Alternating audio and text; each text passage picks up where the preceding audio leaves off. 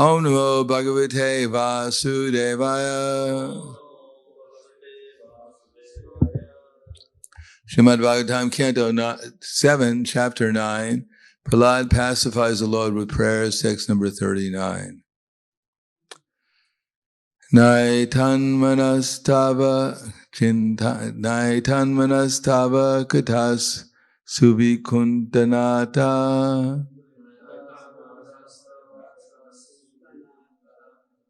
Naitanmanastava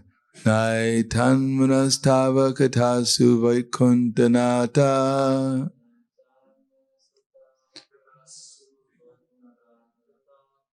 I wonder if Brahma chanted his prayers in the Brahma Samhita tune.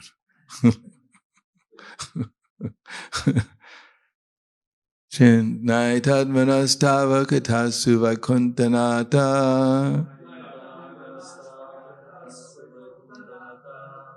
sampriyate durita dushtam asadu ish tivram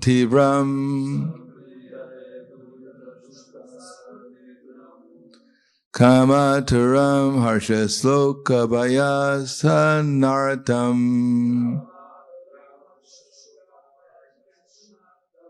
tasmin gata tavagatam virishami dinaha naitan manastava katasu vikuntanata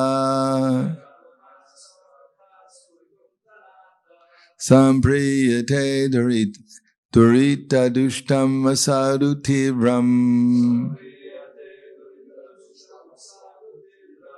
Kamaturam harshad sloka bayaisha naratam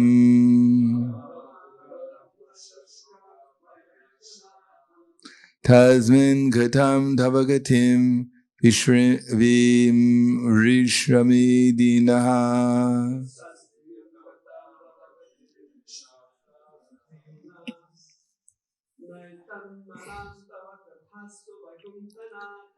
Naitan manastava gatastu vikintanata Sampriyate durita dushtam asadu tibram Kamaturam harsha shoka naratam Tasmin gatam tavagatim vimrishami dina Naitan manas tavagatasu vikuntanata Sampriyate durita dushtam asadu gridram Karma turam harshashoka bayaisha naratam Tasmin gatam tavagatim vimrishami dinaha. Mataji? Do you want to try?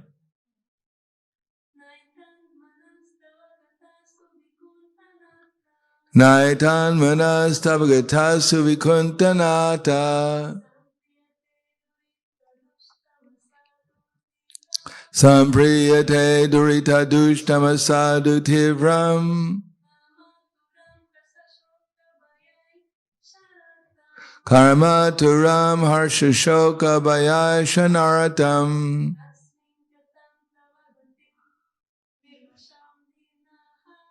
Tasmin gatam tavagatim vishramirami dinaha. Na, certainly not. Etat, this. Manaha, mind. Tava, your. Katasu, in transcendental topics. Vikuntanata, O Lord of Vaikuntha, where there is no anxiety. Sampriyate is pacified or interested in. Durita, by sinful activities. Dushtam, polluted. Asadu, dishonest. Tivram, very difficult to control. Kama aturam, always full of different desires and lusty propensities. Harsha shoka, sometimes by jubilation and sometimes by distress. Bhaya, and sometimes by fear. Aishana, and by desiring. Artam, distress. Tasmin, in that mental status. Katam, how. Tava, your. Gatim, transcendental activities. Vimrishami,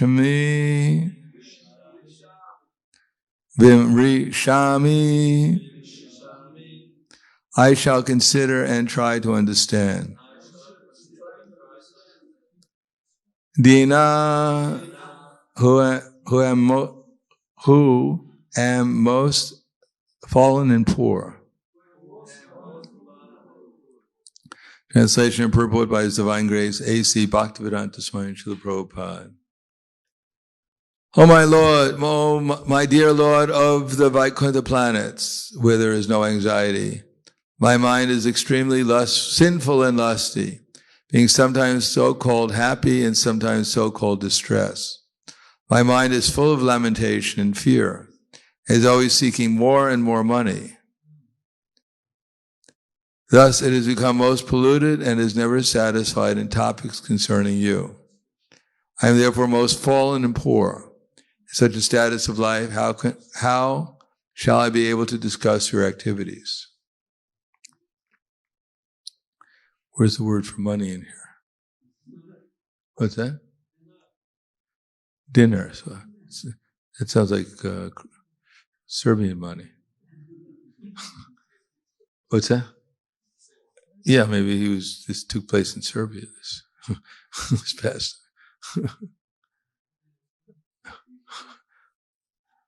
Purport. Here Prahlad Maharaj represents himself as a common man, although he actually has nothing to do with this material world.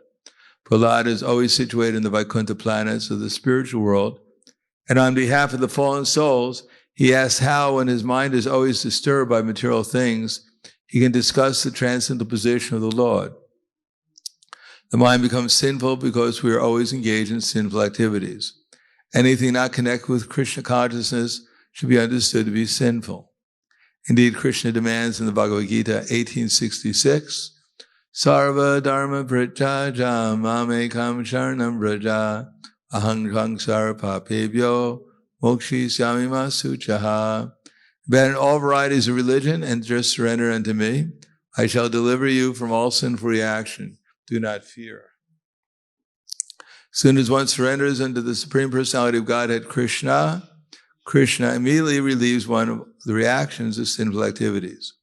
Therefore, one who is not surrendered to the lotus feet of the Lord should be understood to be sinful, foolish, degraded among men, and bereft of all real knowledge because of atheistic propensities. This is confirmed in the Bhagavad Gita 7:15. Namam diskritino muda prapadyante naradama maya pritigyana asuram bhavamashitya. Therefore, especially in this age of Kali, the mind must be cleansed, and this is possible only by the chanting of the Hare Krishna Mahamantra. Cheto darpanam archanam. In this age, the process of chanting the Hare Krishna Mahamantra is the only method by which to cleanse the sinful mind. When the mind is completely cleansed of all sinful reactions, one can then understand his duty in the human form of life. The Krishna consciousness movement is meant to educate sinful men so they may become pious simply by chanting the Hare Krishna Mahamantra. Harinama, Harinama, Harinama, Harinayama va kevalam, kalo nasteva, nasteva, nasteva, gantiranyata. Cleanse the heart so that one may become softer and wise in this age of Kali. To cleanse the heart so that one may become sober and wise in this age of Kali, there is no value to any other method other than chanting the Hare Krishna Mahamantra. Prahlad Maharaj has confirmed this process in the previous verses,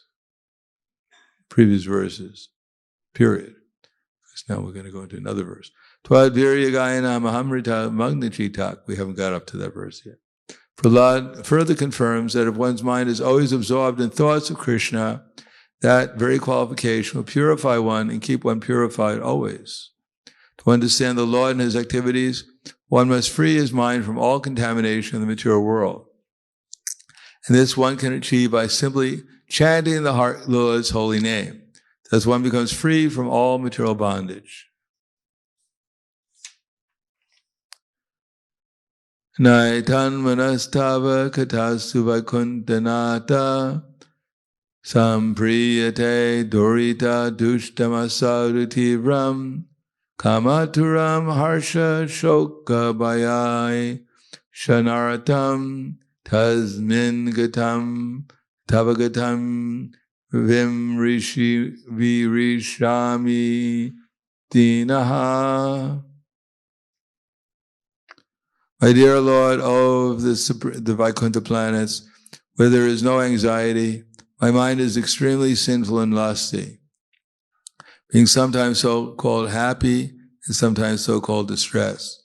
My mind is full of lamentation and fear, as though it seeks more and more money. Thus it has become most polluted, it is never satisfied in topics concerning you. I am therefore most fallen and poor in such a status of life. How shall I be able to discuss your activities? Namo Vishnu Padaya Krishna Prasthaya Bhutale Srimate Bhaktivedanta Swami Namane Namaste Saraswatunde Ve Gauravani Bacharane Nirvishesha Srinivadi Paskyadyade Siddharne.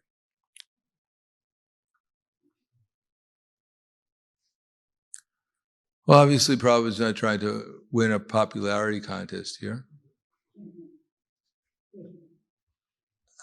Especially in this age of relativism, where everyone thinks that their opinion is equally valid with everyone else's opinion, where anytime you say anything is absolute, it's subjected to all kinds of criticism. As a matter of fact, if you're teaching at a university and you actually have an opinion, then they'll fire you. Because the only opinion is that everyone's opinion is equally valid. But as Prabhupada once said, he said, in our opinion, we're good and everyone else is bad. So go out and tell that to people on the street. See how much they appreciate it. Actually, most people think they're good and everyone else is bad, but they don't say that, that's all. Because that's how good they think they are. Simply they don't tell everyone else how bad they think they are. But here it says that anyone who doesn't remember Krishna must be sinful. So that means we can find out if we're sinful or not. Just pick up your bead bag and chant around. And if you remember anything other than Krishna, then you must be sinful. Sinful means subjected to the influence of the modes of material nature. And according to Bhagavad Gita, Dumena Vriyate Vanir, Itardar Balena Cha, Itobana Abrita Garbas, Tatate Nevam Abritam. Just like fire is covered by smoke, or the mirror is covered by the dust, or the embryo is covered by the womb, so the living entity is covered by different degrees of lust. Calm. And we can understand, how do we feel that? What does lust feel like? Kama Esha, Krodha Esha. No. Abritam Gyana Etena, Gyana no Nityavarina, Kamarupena Kuntiya, Dusprena, Analena Cha. Thus the man's pure consciousness is covered by his eternal enemy in the form of lust, which is never satisfied and which burns like fire. So that burning like fire, people have designated as love. And if people aren't feeling lusty, they feel very depressed. So they go from passion to ignorance. But actually one is supposed to avoid Trivida narakasyedam dwaram nashitam atmanaha kama krodha tata lobas tasmadetam trayam chejet. There are three gates leading to hell: lust, anger, and greed. And every sane person should become free from these three gates because they lead to the degradation of the self. Now, if you try to restrain someone in this age from going to hell, they'll become very angry at you. Matter of fact, it's probably punishable by the law to try to stop someone from going to hell. And if you help someone go to hell, then you're rewarded some kind of title. If you teach at a university and teach all nonsense, that the whole purpose of life is to have as much sense gratification as possible. In order to do that, you have to make as much money as possible. And that's why you hear at the university that that's the absolute truth. Make money and enjoy your senses. Chintyam aparayam cha pralayantam upashitya kama pabhoga paramam etavam iti nischita asya pashu suterabhada kama krodha parayana yahanti kama bhogartam ainenartha sanjaya. They believe to gratify the senses until the end of life is the prime necessity of human civilization. And therefore there can be no measurement for their anxiety. Being bound by hundreds and thousands of desires, by lust and anger, they secure money by illegal means for sense gratification. So we can see that in modern society, everyone is either one of these four categories, either a mudha, or a diskritina, or a naradama, or a maya pritigyana, or an asaram bhavam ashritya.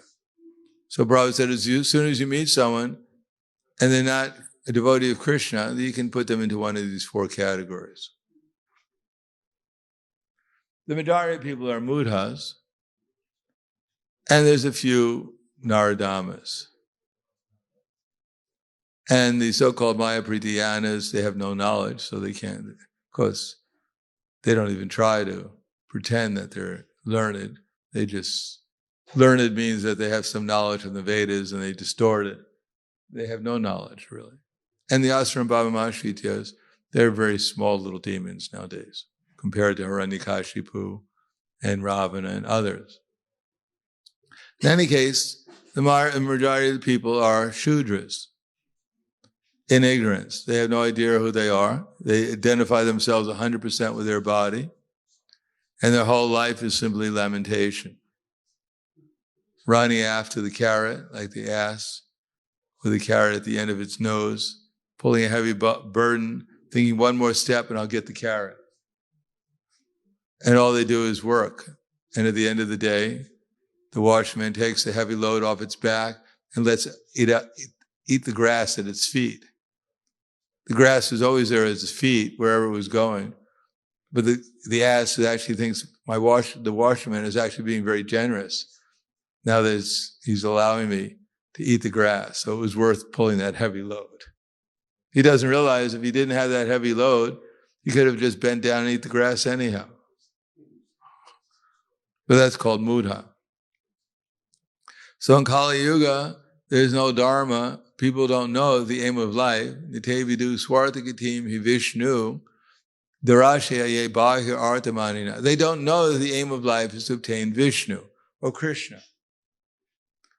They don't know that they're eternally related to Krishna and that whatever they see around them is Krishna's gift. But because they're defying Krishna, therefore material nature is taking everything away from them. They think the more they defy Krishna, the more they'll achieve. But the only thing that they're achieving is becoming more and more bound up by the modes of material nature. Since they don't know the aim of life is to attain Krishna, they're being cheated by the people who have slightly more material intelligence than they do, known as the Naradamas. So Prabhupada said in this age, there's no religiosity. People don't know what the aim of religion is or what really religion is. And there's no conception of liberation. They're not trying to get free from their material conception of life.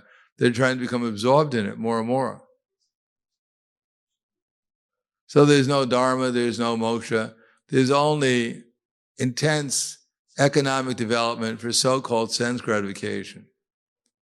But at the end of the day, all they get is one drop of water in the desert. As Govinda Das says in that prayer I just sang.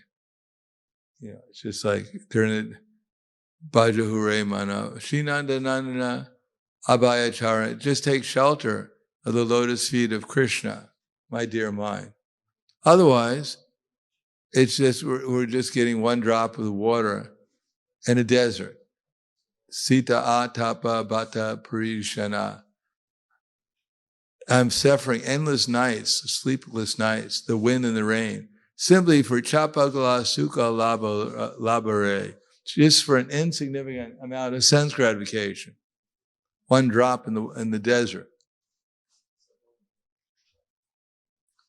But people don't know that, and therefore they suffer, because andaya tandira upigayamanas te pisha tantra urudami bara, because they have too much association with people who are in the lowest categories, materialistic people. And at the end of Bhagavad Gita, Krishna says, what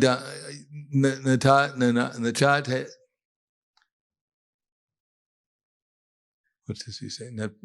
Idam te na tapaskaya, nabhaktaya kadachana, nachashushave vacham, nachamam yobasuyate. That this Bhagavad Gita should not be spoken to those who are not austere, or devoted, or engaged in devotional service, or to one who is envious of me. And guess who these people are? They're the Naradamas, that Krishna explains previously. Krishna is quite consistent in his philosophy. Those who are envious of him, those who are not austere, or devoted, or engaged in devotional service. So, these people will never accept Krishna. Most people, however, Prabhupada said, they appear to be atheistic or agnostic or philosophical, but actually they have no knowledge of philosophy. So if the common man simply hears about Krishna from the right source and somehow or another develops the right attitude, then he can actually make some spiritual advancement. Part of it is, as Prahlad Maharaj expresses here, one has to be a little humble. If we think we're great and everyone else is insignificant, then it's going to be very hard to see any example to follow, to make any advancement. And if we don't see anyone to follow, then we'll think we're the greatest. So the most advanced devotee thinks they're the most fallen, and the least advanced devotee thinks they're the greatest. There's no one greater than me. There's no one to listen to follow. I don't have to surrender to anyone, because I'm already above everyone. It would be degrading for me to follow anyone or to surrender to anyone, because I know everything. And anyone who doesn't know that I know everything must not know anything. Very simple logic.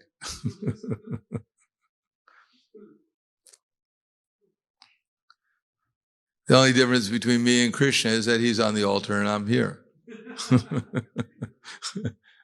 I'm more active. He's taking a break and I'm doing all the work.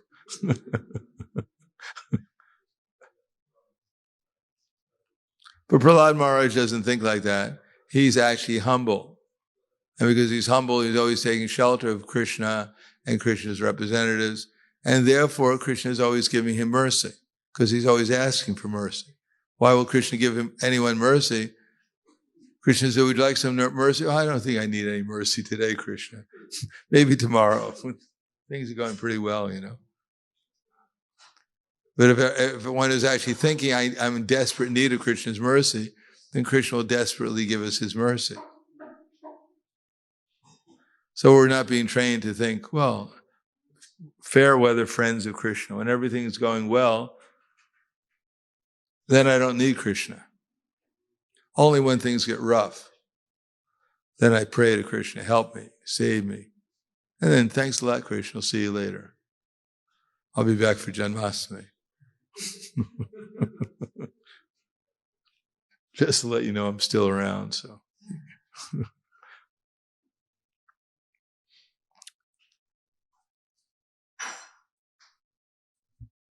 Therefore, the conclusion is that we should be careful, or at least more careful, so that we should see where our mind is going.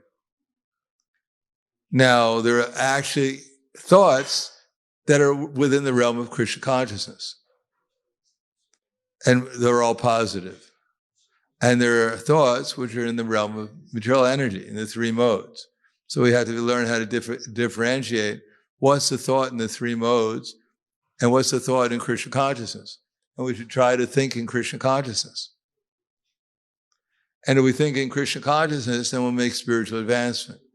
And then our activities will become devotional. And if we get caught up in thoughts which are non-devotional in the three modes, then the result is we'll act in the material energy and we'll gradually become influenced by we'll become influenced by the material energy. And by Krishna's mercy, since we're aspiring to be devotees, Krishna will torture us until we give up those thoughts.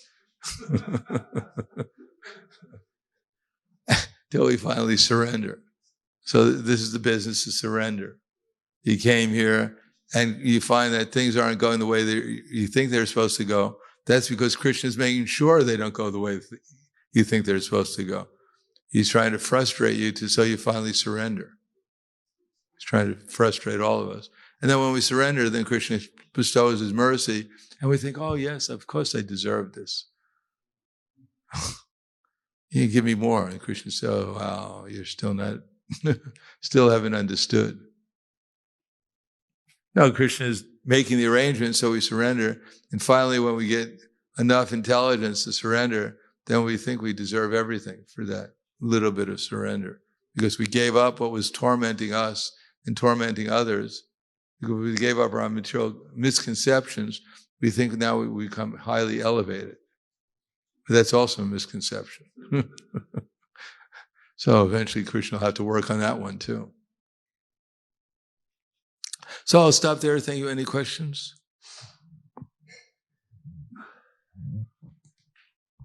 Hare Krishna, thank you very much for lecture. So I wonder if you can give some suggestion, there is many, how to improve book distribution, like in quantity and also in attracting more people who are more open to the message of Krishna. Simple question. How to do it? Well, become more Krishna conscious yourself. We're not just, people don't buy the book. They don't go on the street and say, I wonder if everyone's going to be out here today selling me an ancient book on Vedic wisdom. I always wanted to learn how to control my senses and mind and become more austere and surrender to God, to Krishna.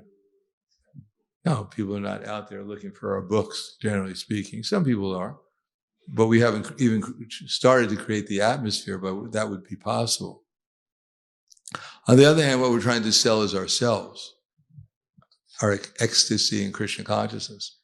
What we're actually showing people is how enthusiastic we are about this process when we go out. So if you want to increase book distribution, increase your sadhana, increase your enthusiasm, increase your determination. And if you want to sell more books, then sometimes spend a little bit more time out selling books. You might sell a little bit more also. Show. In order to sell, you have to show them. So keep on showing them. Eventually, Krishna will send someone to take the book. Show what? Show the book. You don't show the book, they don't know what you're selling. Eventually show the book. Yeah, that was the one I was looking for. Wow, that's such a nice cover. So our enthusiasm, our determination, our patience, our reliance on Krishna, our endeavor, so many different factors. But if we really want to sell more books, find out from someone who's selling a lot of books. Learn from them how they're doing it. And you'll learn how the art and the technique, how to do it. Of course, we have to apply it. Don't imitate. Try to understand the principle. And then apply it to our own personality. Otherwise, people will think, well, they got some machine out here selling these books. We try to just imitate. But if we apply from what others have already learned, then we'll become more successful in our endeavor also. Anything else?